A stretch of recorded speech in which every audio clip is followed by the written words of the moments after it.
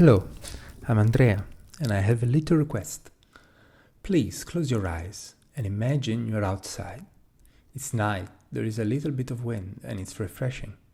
You're sitting in your favorite spot, and you look up. It's a wonderful starry night. City lights are off, and you can see plenty of stars, the Milky Way, maybe even the moon. Now I would like you to pick one of these bright spots and follow the light that brought that light spot to your eyes. If it's a planet or the moon, the photon that you're tracing backward will travel around the solar system, bounce off that planet or satellite, and you can trace it backward to the sun. If it's another of these bright spots, you have a longer way to go and travel in the interstellar void for several light years until reaching the star that generated the beam of photon that you were tracing backwards. And you arrive there at the surface of a star. It's possibly huge, bright, bursting with energy, and emitting a sea of light in every direction. But the journey to your photon did not start here, at the surface. The journey started at the core of the star, millions of years before the time your photon friend was emitted.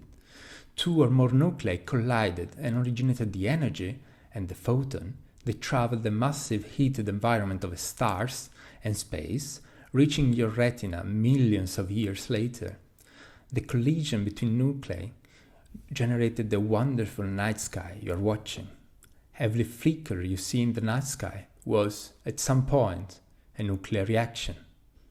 Now you can open your eyes. That was quite a trip, wasn't it? Well, I studied the theory behind nuclear reactions that enables us to be here.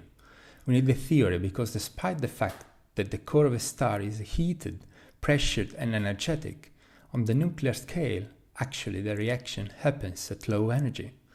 In the atomic nuclei, in a space almost a million times smaller than an atom, there is more than 99% of the energy. The nuclear interaction is actually the fuel of the universe, is what provides the energy. And nuclei are so full of this energy that even the hot, dense environment of a star feels cold for nucleus. And when we make reactions in our particle accelerators, we push them thousands of times more than what the temperature and pressure pushes them in a star. Otherwise they would be repelled by coming together so slowly, and the reaction would not happen in our lifetimes, and we could not study them.